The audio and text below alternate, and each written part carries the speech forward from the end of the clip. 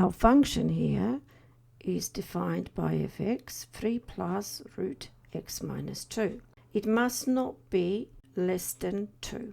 And x is a member of the real numbers. And we're to state the range of f, which means that we're looking for the y values along the y-axis. Now this question is only given 1 mark, so we don't want to spend too much time on it. We know that x is going to have to be greater than 2, not equal to 2, so we need to substitute x with maybe 2.1 in here. If we pretend we're putting 2.1 take away 2, that'll give us a very, very small number. So basically, the value of the function will be 3. And as we increase the value of x, our y value will increase beyond 3. So we can say that our range of values is going to be f(x) is greater than 3. It cannot be 3 because x must be always greater than 2. If you are a visual learner, you might want to visualize this particular graph. Basically, it is a graph of root x.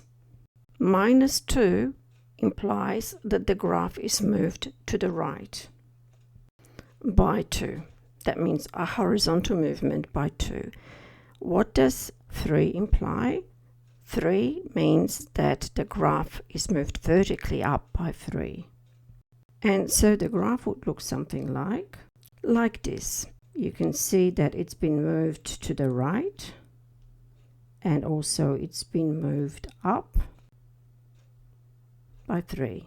And the range of the function is from 3 and continues forever. And please remember that you're using f(x), or you might want to say y, such that y is greater than 3. But do not put x is greater than 3. Now we're going to find the inverse of this function f(x). There's a lot more marks coming in here, and there are 3 marks. There are just 4 steps involved in this. Replace the function with y. So y is equal to 3 plus root x minus 2. Now swap the x's and the y's. So we have x is equal to 3 plus the root of y minus 2. Now solve the equation for y. So we'll have x minus 3 is equal to the root of y minus 2, which means that x minus 3 all squared is equal to y minus 2, and that leaves us with y is equal to x minus 3 all squared plus 2. And the y now needs to be replaced with f to the minus 1 to tell us that this is the inverse. Now let me explain where the 3 marks come from. The first mark will come from you showing me the method. This is your method here. The second mark that you'll get is for showing that you wrote the inverse function. Now, where does the third mark go? You need to show me the restrictions on the domain. So remember, x here is a member of the real numbers. But also, x is greater than 3. Where do I get that x is greater than 3? Let me remind you that we've got the function and we have the inverse function.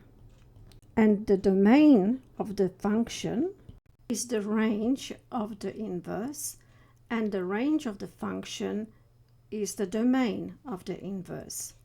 Remember, we already said that the range of the function is greater than 3.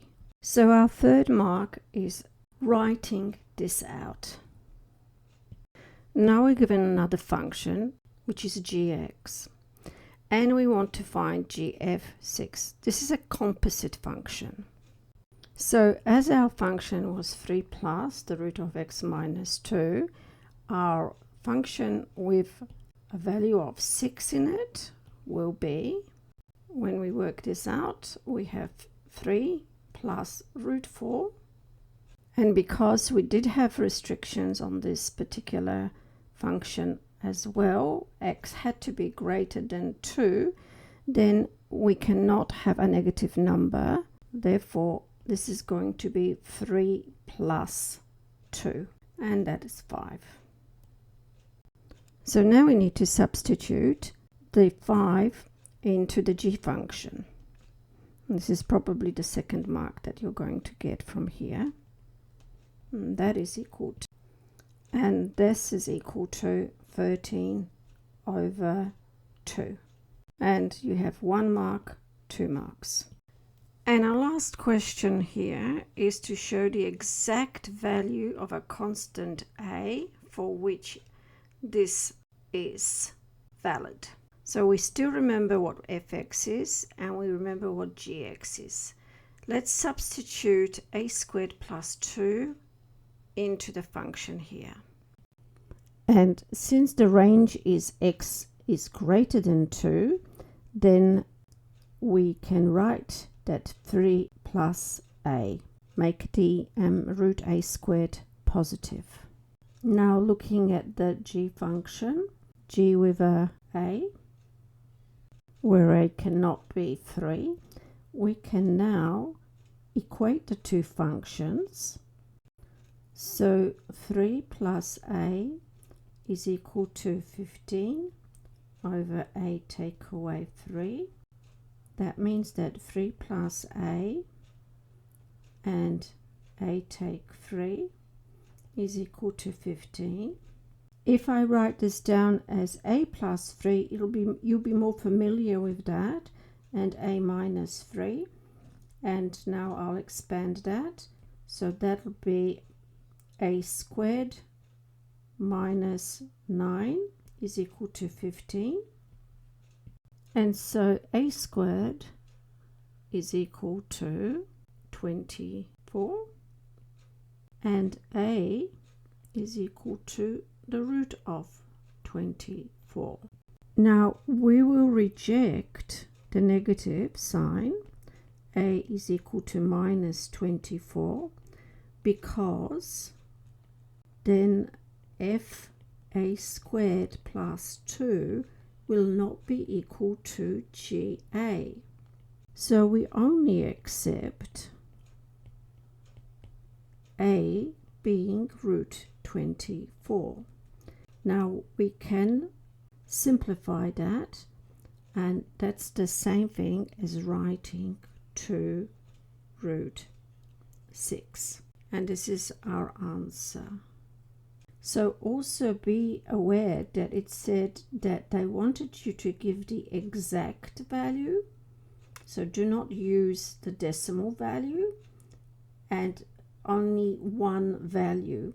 So one value will be a is equal to 2 root 6. I hope I explained that well. If you think that my explanations are valid, please give me a thumbs up and subscribe to my channel. And remember that if there are problems that you would specifically like me to answer, then send them in the comments, and I'll be happy to work them out for you.